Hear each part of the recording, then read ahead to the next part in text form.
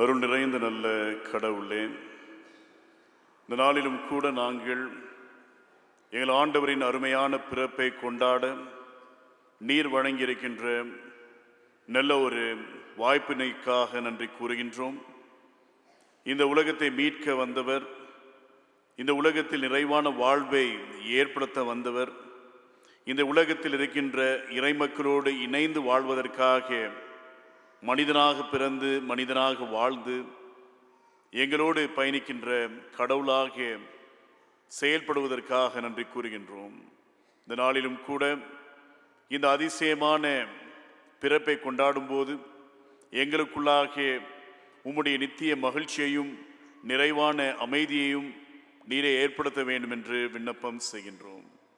கூட நாங்கள் உம்முடைய உயிர் தருகின்ற வார்த்தையின் வாயிலாக விடுதலை பெற்றவர்களாக, வல்லமை பெற்றவர்களாக, வாழ்க்கையில் ஒரு மாற்றத்தை பெற்றவர்களாக தொடர்ந்து பயணிக்க நீரை அனுகிரகம் செய்ய வேண்டும் என்று விண்ணப்பம் செய்கின்றோம். உம்முடைய வார்த்தையின் வழியாக எங்களுக்கு வாழ்வின் நெறிகளை நீரே உணர்த்த வேண்டும் என்று மீட்பர் இயேசுவின் வழியாக கேட்கிறோம், எங்கள் நல்ல கடவுளே.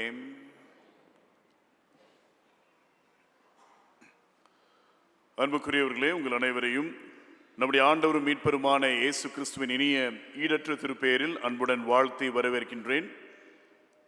இந்த உலகத்தை மீட்பதற்காக வந்திருக்கின்ற இம்மானுவேலராகிய கடவுளை மகிமைப்படுத்துவதற்காக, அவருடைய வியப்புக்குரிய பிறப்பினை கொண்டாடுவதற்காக நாம் அனைவரும் வந்திருக்கின்றோம். உங்கள் அனைவருக்கும் இயேசு கிறிஸ்து பிறப்பின் நல்வாழ்த்துக்களை நான் தெரிவித்துக் கொள்ள மகிழ்ச்சி அடைகின்றேன்.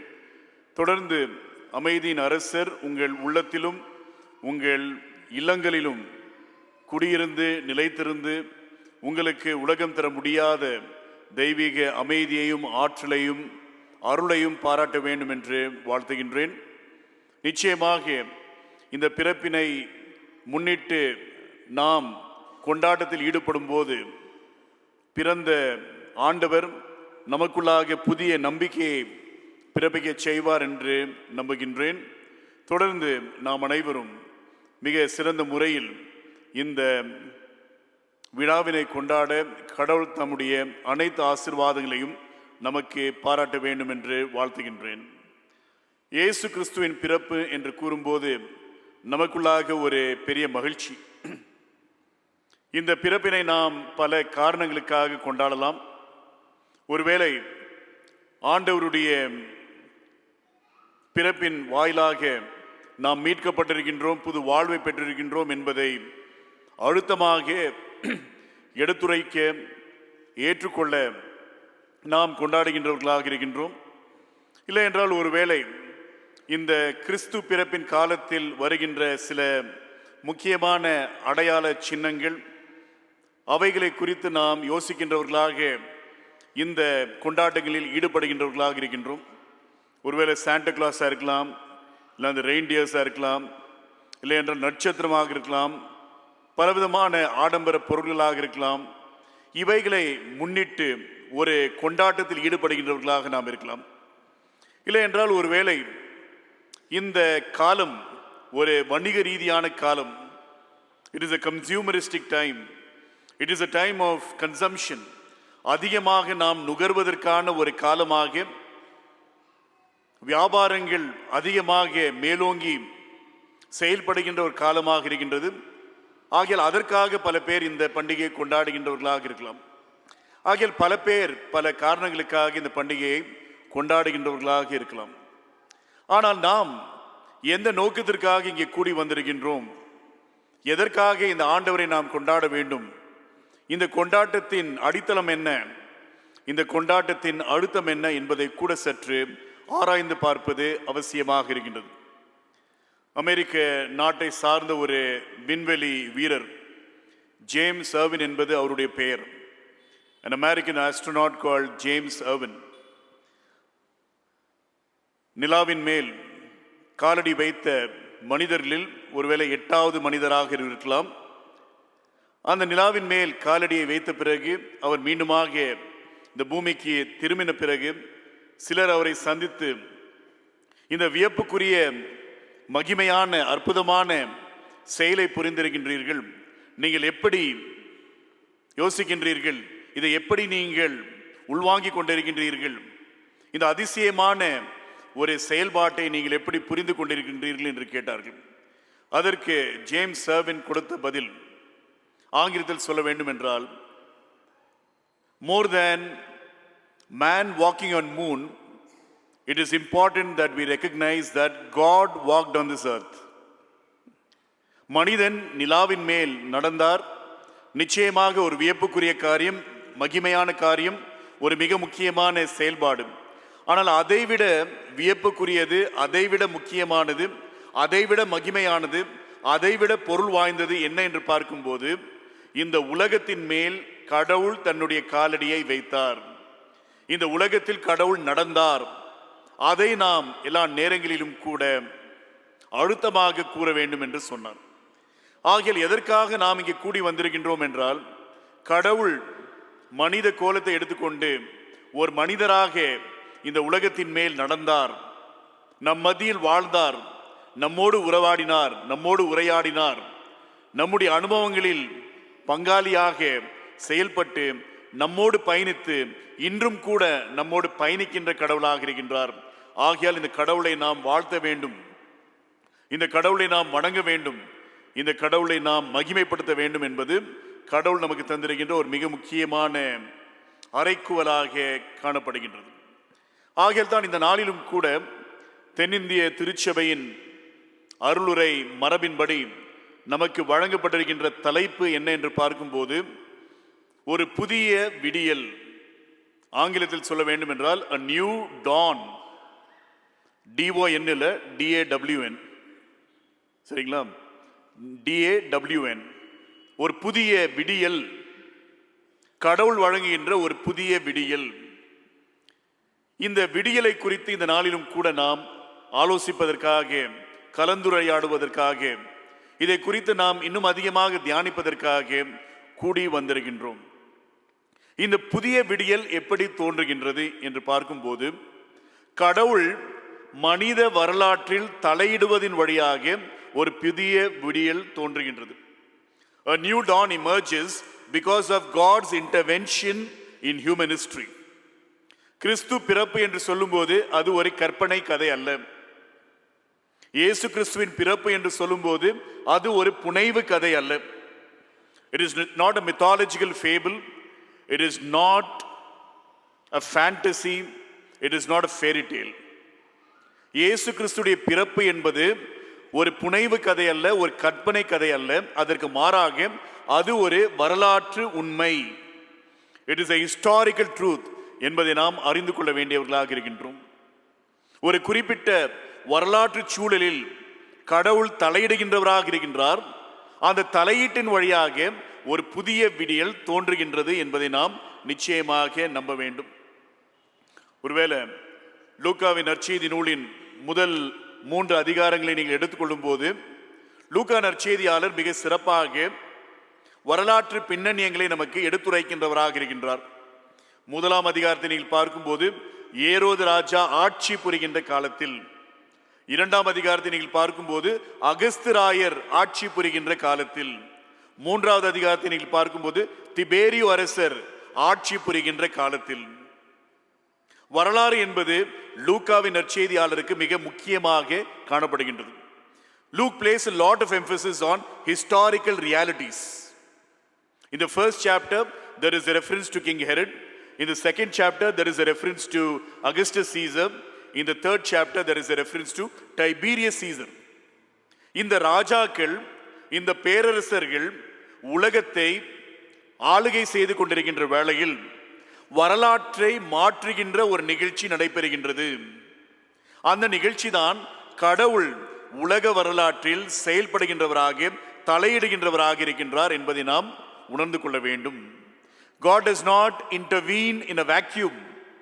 God intervenes in a concrete historic reality என்பதை நாம் அறிந்து கொள்கின்றவர்களாக இருக்க வேண்டும் என்பதை நாம் இங்கே பார்க்க முடிகின்றது. அதிலும் கூட இன்னும் குறிப்பாக சொல்ல வேண்டும் என்றால், ஏற்கனவே இன்றைய நாளில் வாசித்த நற்செய்தி பகுதியை நீங்கள் எடுத்துக்கொள்ளும் போது உலகமெங்கும் ஒரு குடிமதிப்பு எடுக்கின்ற சூழலில் இயேசு கிறிஸ்துடைய பிறப்பு நமக்கு அறிவிக்கப்படுகின்றது. A global census is announced. The Emperor Augustus Caesar announces a global census, and in that context the birth of Jesus is proclaimed. உலகம் எங்கும் இருக்கின்ற அனைத்து மக்களையும் கணக்கெடுக்க வேண்டும், ஒரு குடிமதிப்பு நடத்தப்பட வேண்டும். அந்த குடிமதிப்பின் வழியாக அந்த ராயர், அந்த சீசர் தன்னுடைய வல்லமையை, தன்னுடைய ஆற்றலை, தன்னுடைய மகிமையை இன்னும் அதிகரிக்க வேண்டும் என்ற உணர்வோடு செயல்படுகின்றார். The intention for the census is to create a name for himself, to create fame and glory for himself. அந்த சூழலில் தான் கடவுள் தலையிடுகின்றவராக இருக்கின்றார். பொதுவாக குடிமதிப்பு என்று சொல்லும்போது மிக கடினமான ஒரு சூழல், அது மிக ஆபத்துக்குரிய ஒரு சூழல். ஏனென்றால் யூத மக்கள் தங்கள் சொந்த நாட்டில் அடிமைகளாக வாழ்ந்து கொண்டிருக்கின்ற ஒரு சூழல் இல்லைங்களா. ரோம பேரரசு தான் உலகத்தின் அதிகமான பகுதிகளை ஆளுகை செய்து கொண்டிருக்கின்ற ஒரு நிலைமை. ஆகையால் இந்த யூத மக்கள் தங்கள் சொந்த நாட்டிலேயே ரோம பேரரசுக்கு அடிமைகளாக வாழ்ந்து கொண்டிருக்கின்ற சூழ்நிலை. The people of Israel are living as slaves in their own land. It is an occupied territory. It is ruled by the Roman Empire. ஆகையால் இந்த கணக்கு எடுப்பு அல்லது குடிமதிப்பு என்று சொல்லும்போது இந்த குடிமதிப்பின் மிக முக்கியமான நோக்கம் என்னவென்றால், இந்த உலகத்தில் இருக்கின்ற அனைத்து மக்களும் பேரரசுக்கு வரி செலுத்த வேண்டும். The primary motive of having a census is to calculate the number of people so that they can pay tax to the empire. அந்த சூழலில் அந்த உள்நாட்டு மக்களுக்குள்ளாக ஒரு பெரிய கிளர்ச்சி ஏற்படுகின்ற ஒரு நிலைமை. எதற்காக வரி செலுத்த வேண்டும்? எங்கள் சொந்த நாட்டில் நாங்கள் எதற்காக அடிமைகளாக வாழ வேண்டும்? எதற்காக இந்த பேரரசருடைய அனைத்து விதமான கட்டளைகளுக்கும் நாங்கள் உட்பட வேண்டும், கீழ்ப்படைய வேண்டும் என்ற கேள்வி கேட்கின்ற ஒரு சூழல்.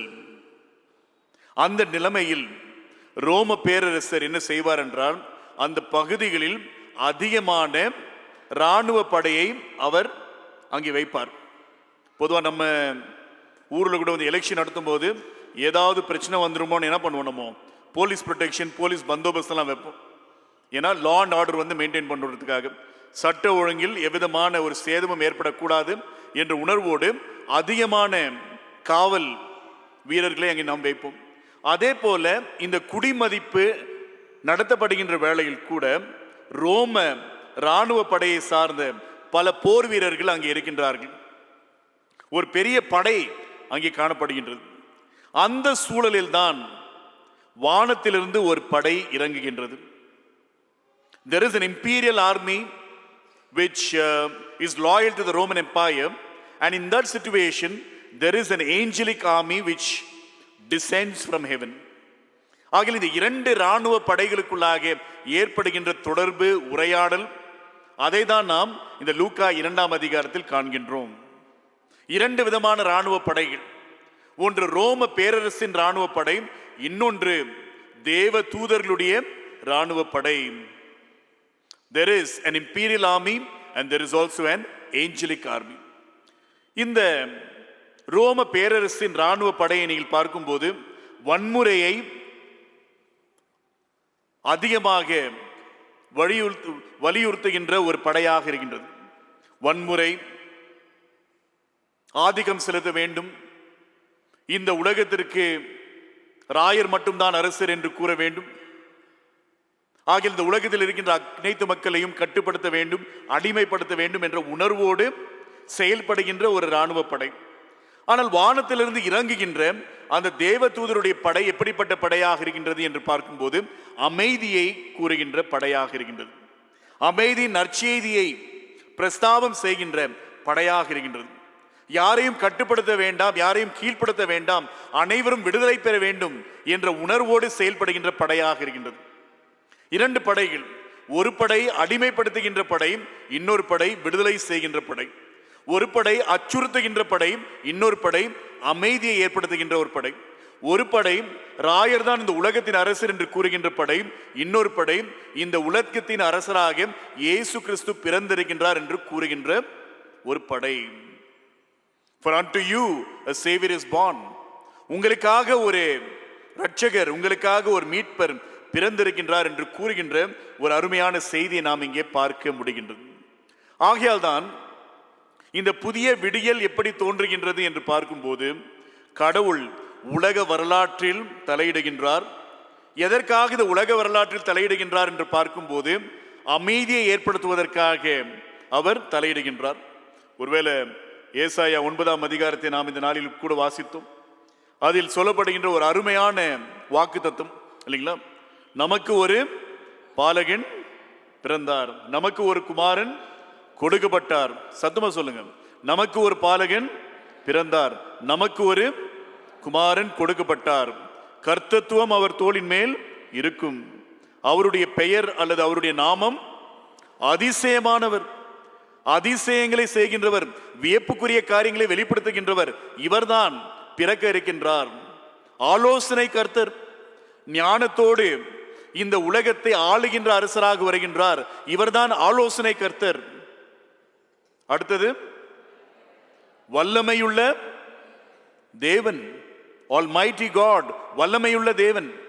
இவருடைய வல்லமை மற்றவர்களை அடிமைப்படுத்துகின்ற வல்லமை அல்ல. இவருடைய வல்லமை எப்படி வெளிப்படுகின்றது என்றால், மற்றவரை விடுதலை செய்வதின் வழியாக வெளிப்படுகின்றது. அதுதான் உண்மையான வல்லமை. மற்றவர்களை ஒடுக்கி ஆள்வது வல்லமை அல்ல, மற்றவர்களை விடுதலை செய்வதுதான் உண்மையான வல்லமை. இவர் வல்லமையுள்ள தேவனாக இருக்கின்றார். இவர் நித்திய நித்திய பிதா. எல்லா நேரங்களிலும் கூட நம்மோடு ஒரு தந்தையாக பயணித்து நம்முடைய தேவைகளை சந்தித்து நமக்கு வேண்டிய நன்மைகளை பாராட்டி நமக்கு எல்லா நேரங்களிலும் கூட ஆறுதலையும் சமாதானத்தையும் கூறுகின்றவராக இருக்கின்றார். கடைசியாக சமாதான பிரபு இல்லைங்களா? உண்மையான சமாதானம் அச்சுறுத்தலின் வழியாக ஏற்படுத்துகின்ற சமாதானம் அல்ல, அந்த மயான அமைதி அல்ல இல்லைங்களா? அகஸ்துராயர் ஆட்சி புரிந்த காலத்தில் கூட அமைதி இருந்தது. ஆனால் எப்படிப்பட்ட அமைதி என்றால், யாருமே குரலை எழுப்பக்கூடாது, யாருமே கேள்வி கேட்கக்கூடாது, யாருமே தப்புன்னு தெரிஞ்சவிட வந்து வாய் தரக்கூடாது, அப்படி கூட அமைதி இருக்கும். ஆனால் அது உண்மையான அமைதி அல்ல. ஆனால் இந்த சமாதான பிரபு ஏற்படுத்துகின்ற அமைதி எப்படி என்றால், மனித உரிமைகள் அதிகமாக கருதப்படுகின்ற ஒரு சூழ்நிலை, மனிதர்களுடைய உரிமைகளை உணர்த்துகின்ற ஒரு சூழ்நிலை, அந்த சூழ்நிலையில் அமைதி ஏற்படுகின்ற ஒரு நிலைமை. ஆகையால் இந்த புதிய விடியல் எப்படி தோன்றுகின்றது என்று பார்க்கும்போது, ஆண்டவர் உலகத்தின் வரலாற்றில் தலையிடுவதின் வழியாக, அந்த தலையீட்டின் வழியாக புதிய விடியல் தோன்றுகின்றது என்று பார்க்கின்றோம். இரண்டாவதாக, இந்த புதிய விடியல் எப்படி தோன்றுகின்றது என்று பார்க்கும்போது, கடவுள் தன்னை ஒரு மனிதராக அடையாளப்படுத்திக் கொள்வதின் வழியாக இந்த விடியல் தோன்றுகின்றது. கடவுளுடைய அடையாளம், God's identification with humankind, and this identification is not a temporary identification, a one-off identification. இந்த கடவுள் மனுக்குலத்தோடு அடையாளப்படுத்திக் கொள்கின்ற வேளையில் அது ஒரு குறிப்பிட்ட காலத்திற்கு தன்னை அடையாளப்படுத்துகின்ற கடவுள் அல்ல, ஒரு குறுகிய காலத்திற்கு தன்னை அடையாளப்படுத்திக் கொள்கின்ற கடவுள் அல்ல. அதற்கு மாறாக கடவுள் எல்லா நேரங்களிலும் கூட தன்னை நம்மோடு அடையாளப்படுத்திக் கொண்டு நம்மோடு பயணிக்கின்ற கடவுளாக இருக்கின்றார். ஆகையால் தான் இவருக்கு கொடுக்கப்படுகின்ற பெயர் இம்மானுவேல். ஏனென்றால் இவர் நம்முடன் இருப்பார், இறைவனாக நம்மோடு பயணம் செய்கின்ற கடவுளாக இருப்பார். இவருடைய அடையாளப்படுத்திக் கொள்கின்ற தன்மை நிரந்தரமானது, நிலையானது என்பதை கூட நாம் உணர்ந்து கொள்ள வேண்டியவர்களாக இருக்கின்றோம்.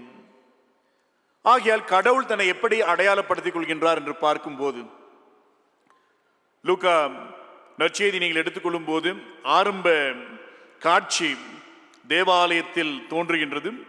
சகரியா என்ற ஒரு ஆசாரியர் கடவுளுக்கு வழிபாட்டை நடத்தி கொண்டிருக்கின்ற வேளையில் ஒரு தேவ தூதர் அவருக்கு தோன்றுகின்றார். அதன் பிறகு 2ஆம் அதிகாரத்திற்குள்ளாக நீங்கள் கடந்து வரும்போது, ஒரு தேவ தூதருடைய படை ஊருக்கு வெளியே இருக்கின்ற மேய்ப்பர்களுக்கு தோன்றுகின்றது. அந்த தேவதூதருடைய படை மேய்ப்பர்களுக்கு தோன்றுகின்ற வேளையில் என்ன நடைபெறுகின்றது? அங்க இருக்கின்ற காட்சியில் இருக்கின்ற ஒரு அழுத்தமான காரியம் என்ன? அவர் பயந்தார்கள். வேற என்ன? கடவுளுடைய மகிமை இல்லையா? கடவுளுடைய மகிமை அவர்களை சூழ்ந்து பிரகாசித்தது. The glory of God shone around them. இதில் வியப்புக்குரிய காரியம் என்னவென்றால், கடவுளுடைய மகிமை தேவாலயத்தில் தோன்றவில்லை. லூக்கா நற்செய்தியாளர் தேவாலயத்தில் தான் முதல் காட்சியை வைக்கின்றார். ஆனால் அந்த முதல் காட்சியில் கடவுளுடைய மகிமை தோன்றவில்லை, ஆசாரியருக்கு தோன்றவில்லை, பெரிய பெரிய இறைவாக்கினர்களுக்கு தோன்றவில்லை. அதற்கு மாறாக கடவுளுடைய மகிமை ஊருக்கு வெளியே ஒரு அசுத்தமான இடத்தில் தோன்றுகின்றது. தேவனுடைய மகிமை யாருக்கு கிடைக்கின்றது என்று பார்க்கும்போது, யார் இந்த உலகத்தில் உதாசீனப்படுத்தப்பட்டார்களோ அவர்களுக்கு தோன்றுகின்றது. மகிமை என்று சொல்லும்போது நாம் என்ன நினைக்கிறோம்னா, மகிமையை ஒரு குறிப்பிட்ட இடத்தில் நாம் கட்டுப்படுத்துகின்றோம். இது தூய்மையான இடம், இந்த தூய்மையான இடத்தில் தான் கடவுளுடைய மகிமை தோன்றும் என்று நினைக்கின்றோம். இவர்கள் தூய்மையான மக்கள், இவர்களுக்கு மட்டும்தான் கடவுளுடைய மகிமை கிடைக்கும் என்று நம்புகின்றோம். ஆனால் இயேசு கிறிஸ்துடைய வருகையின் வழியாக இவ்விதமான புரிதல்கள் மாற்றப்படுகின்றன. கடவுளுடைய மகிமை அனைவருக்கும் கிடைக்கும். அங்கே தூய்மை தீட்டு என்ற ஒரு நிலை இல்லை. கடவுளுடைய மகிமை அனைவருக்கும் கிடைக்கும். அங்கே சமயம் சார்ந்தது, சமயம் சாராதது என்ற பிரிவினையும் இல்லை. There are no binaries, there are no distinctions. God's glory is available to everybody. இப்படிதான் கடவுள் தன்னை அடையாளப்படுத்திக் கொள்கின்றவராக இருக்கின்றார். கடவுளுடைய மகிமை அனைவருக்கும் கிடைக்கின்றது என்பதை நாம் பார்க்க முடிகின்றது. அது மட்டுமல்லாமல் கடவுள் தன்னை அடிமைப்படுத்திக் கொள்ளும் போது அங்கே காணப்படுகின்ற ஒரு மிக முக்கியமான முரண்பாடு என்னவென்றால், இந்த உலகத்தையே மீட்க வந்திருக்கின்ற, விடுதலை செய்ய வந்திருக்கின்ற வல்லமையான கடவுள் எப்படி பிறக்கின்றார் என்றால், ஒரு சிறிய குழந்தையாக, ஆற்றலற்ற குழந்தையாக, தன்னையே பாதுகாக்க முடியாத ஒரு குழந்தையாக. The one who is coming into the world to save the entire world cannot save himself. அதுதான் கிறிஸ்து பிறப்பில் காணப்படுகின்ற ஒரு பெரிய முரண்பாடு. The one of the greatest paradoxes of Christmas is the one who has come to save the world cannot save himself. இன்னொரு மிக முக்கியமான முரண்பாடு என்னவென்றால், இந்த மத்தேயு மற்றும் லூக்கா நற்செய்தி நூலை நீங்கள் எடுத்துக்கொண்டீர்கள் என்றால், கடவுளுடைய செய்தி மக்களுக்கு வரும்போது அங்கே காணப்படுகின்ற ஒரு அழுத்தமான ஒரு வாக்கியம் என்னவென்றால், பயப்படாதிருங்கள், அச்சப்படாதிருங்கள், do not be afraid, do not fear. இல்லைங்களா?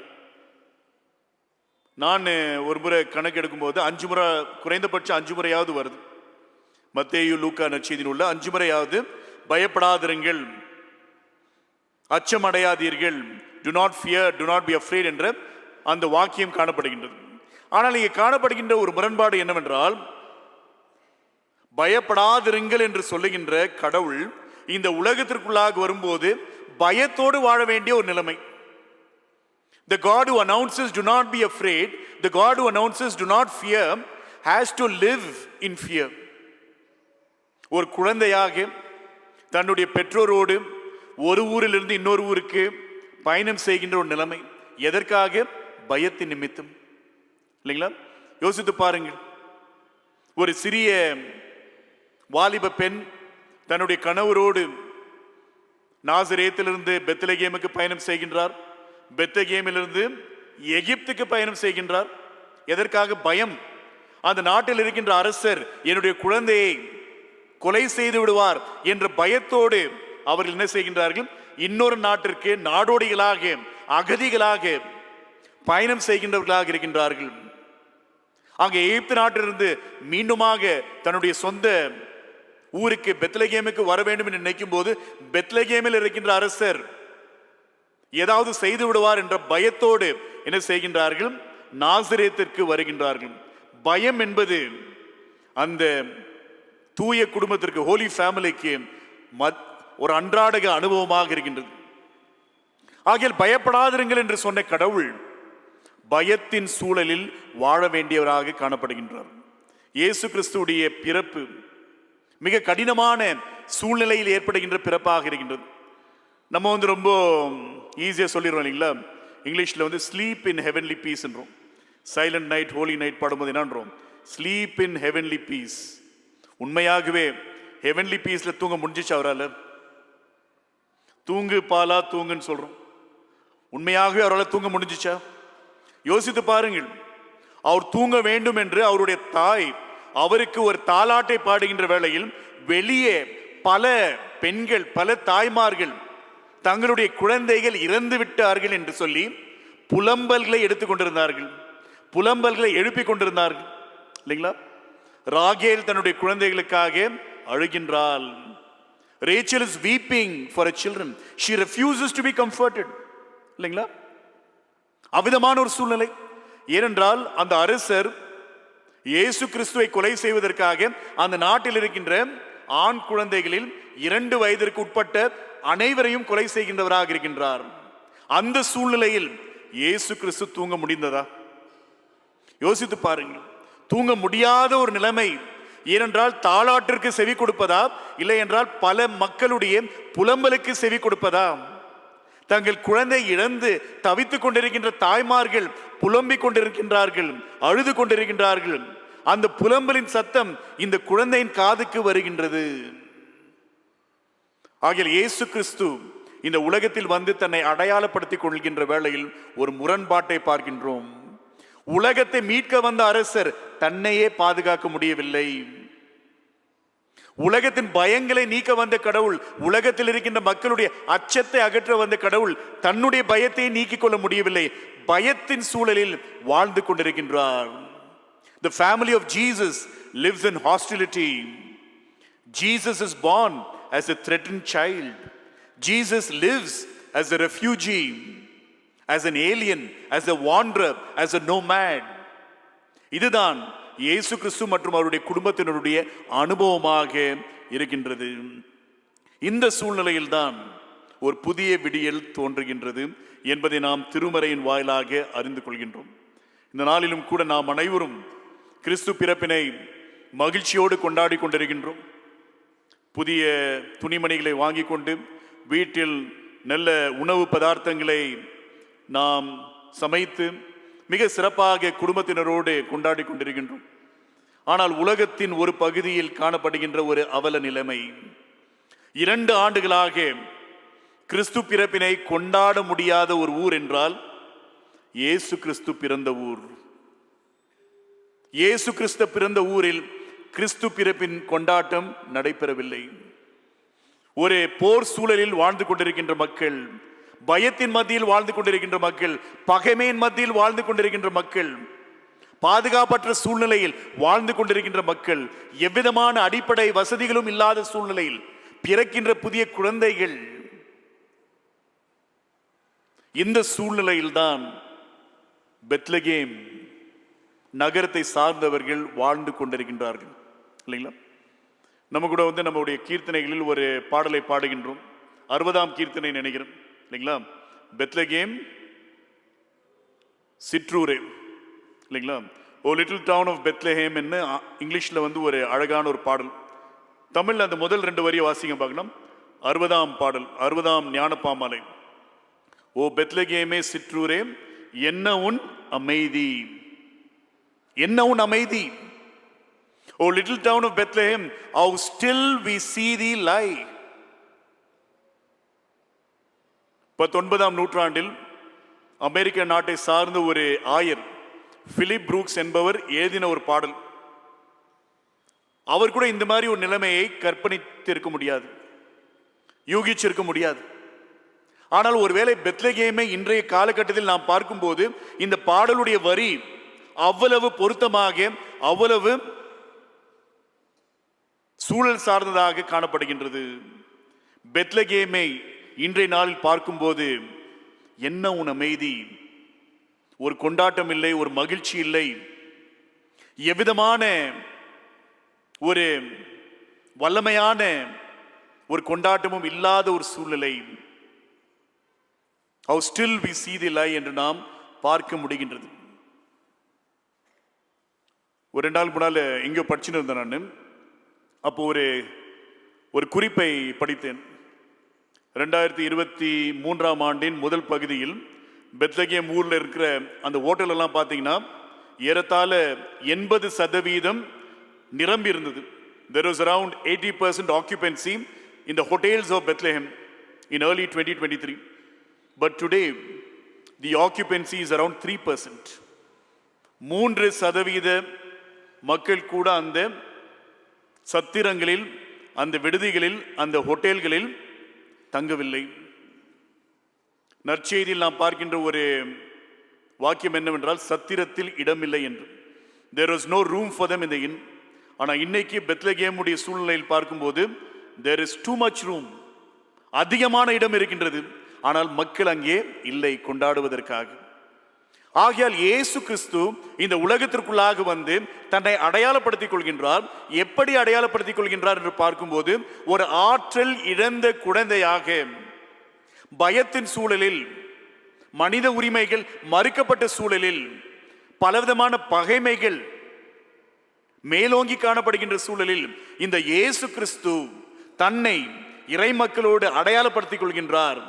அதன் வழியாக ஒரு புதிய விடியல் தோன்றுகின்றது.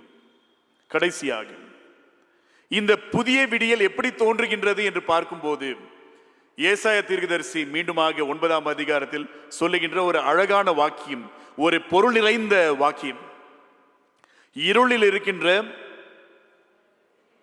இருளில் நடக்கின்ற ஜனங்கள் அல்லது மக்கள் ஒரு பெரிய வெளிச்சத்தை கண்டார்கள்.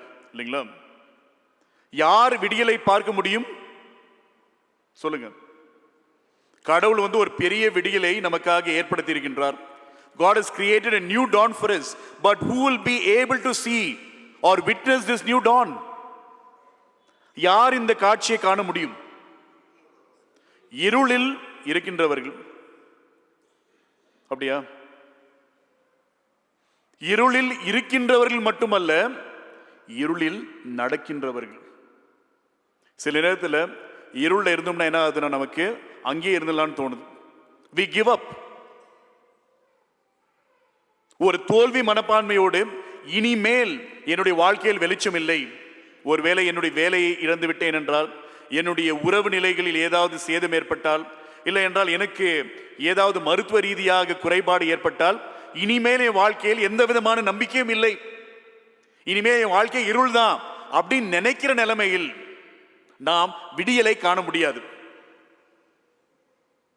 இருளில் வாடிக்கொண்டிருந்தாலும் கூட துணிவோடு நடக்கின்றவர்களாக நாம் இருக்க வேண்டும்.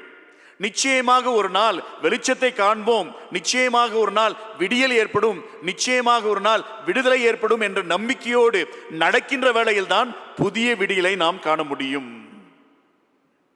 இருளில் இருக்கும்போது முடங்கி விடுகின்றவர்களாக இல்லாமல், இருளில் இருக்கும் போதும் போராடி செயல்பட்டு நடக்கின்றவர்களாக நாம் இருக்கின்றோமா என்பதை நாம் சற்று ஆராய்ந்து பார்க்க வேண்டியவர்களாக இருக்கின்றோம். ஒருவேளை நீங்க இந்த லூக்காவின் நற்செய்தி நூலை இன்னும் ஆழமாக படித்தீர்கள் என்றால், 2ஆம் அதிகாரத்தை இன்னும் ஆழமாக படித்தீர்கள் என்றால், 2 முக்கியமான நபர்களை குறித்து நாம் வாசிக்க முடிகின்றது. சிமியோன் என்ற ஒரு நபர். இந்த சிமியோன் என்ற நபரை குறித்து சொல்லப்படுகின்ற காரியம் என்னவென்றால், இஸ்ரவேலின் ஆறுதலுக்காக காத்திருந்தவர். He was waiting for the consolation of Israel. He was looking forward to the consolation of Israel. நம்பிக்கையோடு காத்து கொண்டிருக்கின்றார். நிச்சயமாக இஸ்ரேல் நாட்டில் ஆறுதல் கிடைக்கும், there will be consolation in the land of Israel என்பதை அவர் நம்புகின்றவராக இருக்கின்றார். அதே போல இறைவாக்கினராகிய அன்னாள் இயேசு கிறிஸ்துவை கண்ட பிறகு இயேசு கிறிஸ்துவை குறித்து அங்கே இருக்கின்ற மக்களோடு பகிர்ந்து கொள்கின்றார். அந்த மக்கள் எப்படிப்பட்ட மக்கள்? எருசலேமில் மீட்புண்டாகும் என்று காத்திருக்கின்ற மக்கள். இல்லைங்களா? எப்படிப்பட்ட மக்கள்? These people are a hopeful people. This community is a community of hope. எருசலேமில் மீட்புண்டாகும், there will be redemption in Jerusalem என்பதை நம்பிக்கையோடு ஊர்ஜிதமாக விசுவாசித்த ஒரு கூட்டமாக இருக்கின்றார்கள். ஆகிய யார் விடியலை காண முடியும் என்று பார்க்கும்போது யார் இருளோடு போராடுகின்றார்களோ அவர்களுக்கு மட்டும்தான் விடியல் கிடைக்கும். யார் இருளை விதி என்று ஏற்றுக்கொள்ளாமல் இருள் நீக்க முடியும், இருள் அகன்று விட முடியும் என்று நம்புகின்றார்களோ அவர்களுக்கு மட்டும்தான் விடியல் கிடைக்கும் என்பதை நிச்சயமாக நாம் நம்ப வேண்டும். ஆகையால் தான் ஏசாயா தீர்க்கதரிசி ரொம்ப அழகா சொல்றார், இருளில் நடக்கின்ற திரளான கூட்டம், திரளான மக்கள், திரளான ஜனங்கள் பெரிய வெளிச்சத்தை கண்டார்கள். நம்முடைய வாழ்க்கையில் குறைபாடுகள் இருக்கலாம், நம்முடைய வாழ்க்கையில் கடினப்பாடுகள் இருக்கலாம், நம்முடைய வாழ்க்கையில் பலவிதமான கடினமான அனுபவங்களை நாம் சந்தித்துக் கொண்டிருக்கலாம். ஆனால் கிறிஸ்து பிறப்பின் வழியாக நமக்கு ஏற்படுகின்ற நம்பிக்கையின் வாயிலாக ஒரு புதிய விடியல் தோன்றுகின்றது. அந்த விடியலை நாம் காண வேண்டும் என்றால் நம்முடைய சூழலோடு நாம் போராட வேண்டும், நம்முடைய இருளோடு நாம் போராட வேண்டும். இந்த இருள் நிரந்தரமற்றது, இந்த இருள் விதி அல்ல என்று நம்பி வெளிச்சத்தை நோக்கி நடக்கின்றவர்களாக நாம் இருக்க வேண்டும். அதுதான் இயேசு கிறிஸ்துவின் பிறப்பின் நற்செய்தியாக இருக்கின்றது. எனக்கு பிரியமானவர்களே, ஆண்டவருடைய பிறப்பின் வழியாக ஒரு புதிய விடியல் கிடைத்திருக்கின்றது. இந்த விடியலின் வழியாக நிறைவான வாழ்வு, இந்த விடியலின் வழியாக அனைவருக்கும் விடுதலை, இந்த விடியலின் வழியாக அனைவருக்கும் அமைதி, இந்த விடியலின் வழியாக அனைத்து மக்களுக்கும் நிறைவான மகிழ்ச்சி ஏற்படுகின்றது. இந்த விடியலின் வழியாக இம்மானுவேலராகிய கடவுள் நம்மோடு வாழ்ந்து நம்மோடு பயணிக்கின்றவராக இருக்கின்றார். கடவுள் தாமே உங்கள் அனைவரையும் ஆசீர்வதித்து வழி நடத்துவாராக. ஆமென்.